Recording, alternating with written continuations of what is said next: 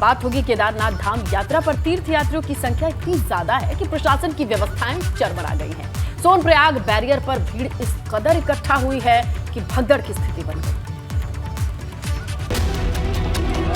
बाबा केदार के दर्शन के लिए लोगों का जन सैलाब उमड़ पड़ा है, लेकिन इसी बीच कुछ व्यवस्थाएं भी पटरी से उतरती नजर आ रही हैं। सोनप्रयाग पर उमड़ी इस भीड़ को देखिए, लोग बैरिकेड तोड़कर आगे बढ़ रहे हैं। ड्यूटी पर डटे जवानों की भी यात्री सुनने को तैयार नहीं। यात्री इसके लिए व्यवस्थाओं को जिम्मेदार बता रही हैं। यहाँ पे हमें घोड़ा नहीं मिल रहा और मैनेजमेंट ने जो काम किया है वो बिल्कुल आप देख सकते हो। पैदल यात्रा मार्ग पर अधिकांश यात्री घोड़े खच्चरों से परेशान हैं। यहाँ प्रशासन की ओर से हमें कोई ऐसा नहीं लग रहा कि कोई अच्छे इंतजाम होंगे। दरअसल पहाड़ में इन दिनों मौसम खराब है, लेकिन इस खराब मौसम के बीच भी यात्री दर्शन के लिए पहुंच रहे हैं। हालांकि केदारनाथ यात्रा के लिए पंजीकरण पर अस्थायी रोक लगा दी गई है। 15 जून तक पंजीकरण पर रोक है। प्रशासन का कहना है कि सोनप्रयाग में यात्रियों को लाइन में लगाकर केदारनाथ धाम भेजने के प्रयास किए जा रहे हैं। अब जैसा मैंने कहा कि यात्रियों की संख्या में काफी वृद्धि भी हुई है, तो इसमें निश्चित तौर पे लाइन थोड़ी लंबी लगती है सोनप्रयाग में, परंतु उनको भी हम लोग अनाउंसमेंट कर करके बताते रहते हैं कि ऊपर अगर मौसम खराब है तो भले एक दिन और वेट करना पड़े। आस्था सैलाब है, इसलिए व्यवस्था थोड़ी परेशानियां पैदा कर रही है, लेकिन श्रद्धालु अगर संयम बनाए रखें तो 4 धाम यात्रा सबके लिए सफल होगी।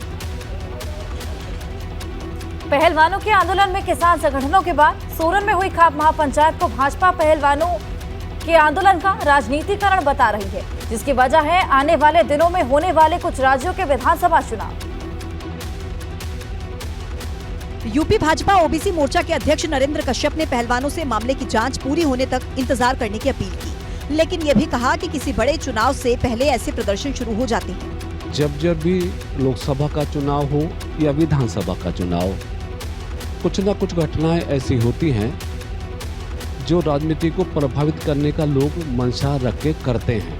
वहीं भाजपा सांसद हरनाथ सिंह यादव ने सीधे कह दिया कि ये अब पहलवानों का नहीं बल्कि सियासतदानों का आंदोलन हो चुका है, क्योंकि इसके मंसूबे कुछ और ही हैं। उस आंदोलन के मंसूबे कुछ और हैं। उन मंसूबों को समझने की जरूरत है। लेकिन भाजपा के ही एक सांसद और पार्टी के किसान मोर्चा के अध्यक्ष राजकुमार चाहर बाकी नेताओं से अलग पहलवानों के समर्थन में आ गए हैं। ये भी सही है कि पहलवानों को न्याय मिलना चाहिए, लेकिन पहलवानों के कंधे पे बंदूक रख के कुछ लोग राजनीति करें, ये उचित नहीं। देखिए, खाप पंचायत के हल्ला बोल के बीच ब्रजभूषण शरण सिंह ने अपने ऊपर लगे आरोपों पर कहा कि ये गहरी साजिश है, साथ ही साधु संतों से अपने समर्थन की मांग की। एक और जहां ब्रजभूषण शरण सिंह के खिलाफ पहलवानों और खाप पंचायतों ने हल्ला बोल रखा है, तो दूसरी तरफ ब्रजभूषण शरण सिंह अपने समर्थन के लिए लोगों के बीच जा रहे हैं। ब्रजभूषण शरण सिंह अयोध्या में 5 जून को महारैली करने वाले हैं। उससे पहले ब्रजभूषण शरण सिंह अयोध्या के मंदिर घूम रहे हैं और भगवान के सामने मत्था टेक रहे हैं। साथ ही मौजूदा संघर्ष के लिए आशीर्वाद भी मांग रहे हैं। इसके लिए भाजपा सांसद अलग अलग मंदिरों में साधु संतों से मंत्रणा भी कर रहे हैं और अपने भविष्य को लेकर योजना तैयार कर रहे हैं। ये अपनी शर्तों को और अपनी भाषा को बदलने का काम कर रहा है। पहलवानों के आरोपों को ब्रजभूषण शरण सिंह ने गहरी साजिश बताया और कहा कि खिलाड़ी लगातार अपनी बातें बदल रहे हैं। जो भी रास्ता मुझे न्यायालय के द्वारा दिखाया जाएगा, उस रास्ते पर मैं चलूंगा। अभी मैं कहूँ तो आप कहेंगे फला ये कह रहे हैं, फला ये कह रहे हैं, फला ये कर रहे हैं, फला ये कर रहे हैं। वहीं तीखे सवालों से बचते हुए ब्रजभूषण सिंह ने फिर से पुरानी बात दोहराई और कहा कि पुलिस जांच में ही फैसला होगा। और चलिए खबरों में आगे बढ़ेंगे। निकाय चुनाव में जीत का परचम लहराने वाले बीजेपी के तमाम निकाय के नायकों के लिए लखनऊ में खास मौका था। सीएम योगी ने इन्हें जीत की बधाई के साथ साथ विकास का मंत्र भी दिया।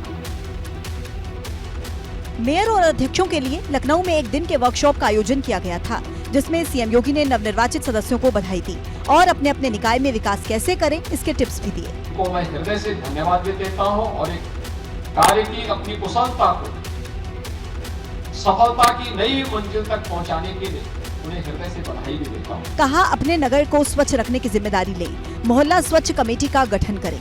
सीएम योगी ने विपक्ष पर निशाना साधते हुए कहा कि 2017 से पहले लोगों को बिजली नहीं मिलती थी, भाजपा सरकार ने हर गांव तक बिजली पहुंचाई है। 17 के पहले उत्तर प्रदेश के अंदर नगरीय क्षेत्र में स्ट्रीट लाइट हुआ करती थी, कैसे बेतरतीब होती थी, तो ठीक है उसमें बहुत सारी जगह बिजली नहीं आती थी तो लाइट का कोई मतलब ही नहीं होता। बेहतर काम और काम का इनाम, इसी तर्ज पर नगर निगम, नगर पालिका और नगर पंचायत के लिए इनाम का ऐलान भी किया गया है। नंबर 1 नगर निगम को 10 करोड़ का इनाम, नंबर 1 नगर पालिका को 2 करोड़ का इनाम, नंबर 1 नगर पंचायत को 1 करोड़ का इनाम देने का सीएम योगी की तरफ से ऐलान किया गया है। योगी सरकार शहरों में अवैध झुग्गी झोपड़ी में रहने वालों का सर्वे कराने जा रही है और इसका जिम्मा नगर विकास प्राधिकरण, जिला प्रशासन और पुलिस विभाग को संयुक्त रूप से सौंपा गया है। इस अभियान के तहत लखनऊ में पुलिस और प्रशासन की संयुक्त टीम ने हजरतगंज के अवैध झोपड़पट्टी पर अभियान चलाया। यहां रहने वालों की आईडी और जानकारियां इकट्ठी की गई। इस दौरान कई चौंकाने वाले खुलासे भी हुए। बस्ती में तमाम लोगों के पास महंगे मोबाइल, घर में सुख सुविधाओं के तमाम इंतजाम है। ये तो OnePlus प्लस का मोबाइल जी महंगा होगा जी। कितना पैसा? ये 34,000। प्रदेश की अवैध बस्तियों और झुग्गी झोपड़ियों में अपराधियों की शरण लेने के चलते सर्वे की शुरुआत की गई है। ऐसी बस्तियों में माफिया बड़ी वारदातों के बाद शरण लेते हैं और साथ ही रोहिंग्या और बांग्लादेशियों की संख्या भी यहाँ बड़ी तादाद में होती है। ये प्रशासन की नज़र में ये अवैध बस्ती है। इस बस्ती में सर्वे चल रहा है और सर्वे के रिजल्ट जब आएंगे, जब पूरा सर्वे हो जाएगा तो अधिकारियों को आगे कार्रवाई के लिए दिया जाएगा। हालांकि बस्ती में बहुत सारी अनियमितताएं आज से नहीं लगातार बनी हुई हैं। यहाँ पे यहाँ के लोग जो रह रहे हैं उनका कोई रिकॉर्ड नहीं है। हालांकि सर्वे का दायरा व्यापक है। इस सर्वेक्षण में ऐसे लोगों को चिन्हित किया जाएगा जो प्रधानमंत्री आवास के लिए पात्र होंगे। इसके साथ ही यहाँ छिपे असामाजिक तत्वों को भी पहचान की जाएगी। उन माफिया और सरकारी कर्मचारियों को भी चिन्हित किया जाएगा जो सरकारी जमीनों पर अवैध रूप से कब्जा करा के झुग्गी झोपड़ियां बसाते हैं। उत्तर प्रदेश की राजनीति में एक बार फिर से राज्य के पक्षी सारस की वापसी हो गई है, जिससे सूत्रधार बने हैं समाजवादी पार्टी के विधायक रविदास मेहरोत्रा, जो आज एक सारस को अपने साथ लेकर समाजवादी पार्टी के दफ्तर जा पहुंचे, जिसे देखने के लिए पार्टी कार्यकर्ताओं का तांता लग गया। रविदास मेहरोत्रा ने आरोप लगाया कि भाजपा के लोग सारस का शिकार कर रहे हैं, इसीलिए सारस भागकर सपा नेताओं और कार्यकर्ताओं के पास आ जाते हैं।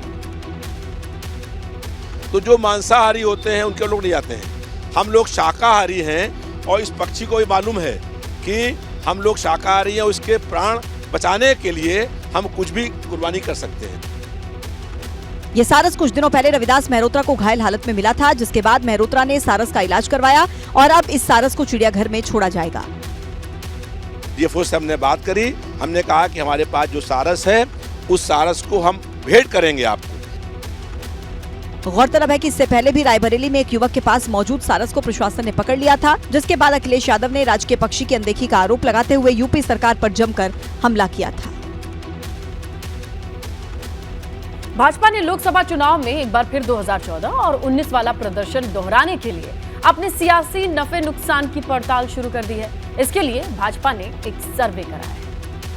भाजपा ने गठबंधन के लिए एक आंतरिक सर्वे कराया है। 2024 के लिए रालोद से ज्यादा सुभाषपा फायदेमंद साबित होती दिख रही है। सर्वे में सामने आया है कि रालोद के प्रभाव वाले पश्चिमी यूपी में भाजपा पहले से मजबूत है, जबकि पूर्वांचल की 5 से 6 सीटों पर सुभाषपा की तगड़ी पकड़ है। ऐसे में भाजपा को ये सीटें जीतने के लिए सुभाषपा की जरूरत होगी, लेकिन ओपी राजभर का कहना है कि उनकी ताकत सर्वे के नतीजों से बहुत ज्यादा है। 6 मंडलों में कोई ऐसी लोकसभा सीट 28 लोकसभा सीटें आती हैं। 28 लोकसभा सीट में 50,000, 1 लाख, 1.5 लाख, 2-2 लाख तक polling vote Bharatiya Samaj party के पास है। भाजपा के आंतरिक सर्वे के नतीजों से ओम प्रकाश राजभर इसलिए भी उत्साहित हैं, क्योंकि 2017 में भाजपा ने राजभर के साथ पूर्वांचल फतेह कर लिया और 2022 में राजभर के बिना भाजपा को बड़ा नुकसान हो गया। आपकी बात में 100% सच्चाई है कि हम बीजेपी के साथ थे तो पूर्वांचल में बीजेपी ज्यादातर सीट जीती। हम समाजवादी पार्टी के साथ गए तो ज्यादातर सीट बीजेपी हार गई, समाजवादी पार्टी जीत गई। गठबंधन के संभावनाओं पर आए सर्वे के बाद अब भाजपा के सामने चुनौती होगी कि वो ओम प्रकाश राजभर को वापस अपने साथ ला पाती है या नहीं। लेकिन वहीं सुभाषपा और भाजपा के गठबंधन को लेकर बड़ा सवाल ये है कि ओम प्रकाश राजभर आखिर जाएंगे किसके साथ, क्योंकि 2022 में सपा से गठबंधन तोड़ने के बाद अब तक इस मुद्दे पर गोलमोल जवाब देते हुए नजर आ रहे। कि दोबारा भाजपा के साथ जाने पर ओम प्रकाश राजभर का कहना है कि राजनीति में कोई भी दल अछूत नहीं है और कुछ भी असंभव नहीं है। पीडीपी, महबूबा मुफ्ती और भारतीय जनता पार्टी समझौता करके सरकार चली है। अछूत पार्टी और छूत पार्टी दोनों में 2022 में अखिलेश के साथ जाने पर सुभाषपा की बजाय सपा को ज्यादा फायदा हुआ, जबकि 2014 में भाजपा ने सुभाषपा के जरिए पूर्वांचल में जीत हासिल की और 2017 में ओपी राजभर पहली बार भाजपा के साथ ही विधानसभा पहुंचे और मंत्री भी बने। इसलिए भाजपा फिर से राजभर की तरफ देख रही है। एक तो भारतीय जनता पार्टी कभी भी व्यक्ति से विरोध हमारा नहीं है, हमारा उनकी विचारधारा से विरोध है। अगर कोई विचारधारा बदल करके दूसरे भाव से खड़ा होता है तो भारतीय जनता पार्टी इतना बड़ा दिल तो रखती है। हालांकि ओम प्रकाश राजभर ने पहले ही साफ कर दिया है कि गठबंधन का फैसला सही वक्त पर लेंगे, लेकिन एमएलसी उपचुनाव के दौरान जो तस्वीरें सामने आई वो कुछ और ही संकेत दे रही हैं। राजस्थान में गहलोत के फ्री बिजली की घोषणा मायावती को रास नहीं आई। मायावती ने इसे चुनावी छलावा बताया। इसके साथ छत्तीसगढ़, मध्य प्रदेश और तेलंगाना सरकार को भी फ्री सियासत को लेकर उन्होंने हमला बोल दिया। चुनाव को लेकर गरमाई राजस्थान की सियासत में सूबे के मुखिया अशोक गहलोत ने फ्री बिजली वाला बड़ा दांव चला है। 100 यूनिट तक फ्री बिजली के ऐलान पर बसपा ने पहला हमला बोला और इसे चुनावी छलावा बताया। बसपा सुप्रीमो मायावती ने ट्वीट करके लिखा कि राजस्थान में विधानसभा आम चुनाव के नजदीक अब वहां की कांग्रेस सरकार द्वारा 500 रुपए में रसोई गैस और 100 यूनिट फ्री बिजली देने आदि की घोषणा स्पष्टतः चुनावी छलावा नहीं तो और क्या। जबकि बढ़ती महंगाई के मद्देनजर इनको ये कार्य सरकार बनने के प्रारंभ में 5 साल पहले कर देना चाहिए था। बसपा सुप्रीमो ने छत्तीसगढ़, मध्य प्रदेश और तेलंगाना सरकार को भी चुनावी प्रलोभन को लेकर घेरा। लिखा कि राजस्थान की तरह ही जनहित व जन कल्याण कार्यों में विफल रही छत्तीसगढ़ की कांग्रेस, मध्य प्रदेश की भाजपा और तेलंगाना की बीआरएस सरकार विधानसभा चुनाव के नजदीक अपनी सरकार को बचाने हेतु अनेकों प्रलोभनों और भ्रामक विज्ञापनों आदि के छलावे का सहारा ले रही है, जबकि जनता इनसे ऊब चुकी है। बता दें कि मायावती और गहलोत में लंबे समय से अनबन है। पायलट की बगावत के बाद कांग्रेस के समर्थन में आए बसपा विधायकों को कांग्रेस में शामिल करा लिया गया था, जिससे मायावती गहलोत को जिम्मेदार मानती हैं। ऐसे में इस बार राजस्थान की जंग में बसपा कांग्रेस के खिलाफ मजबूती से ताल ठोकने की तैयारी में है।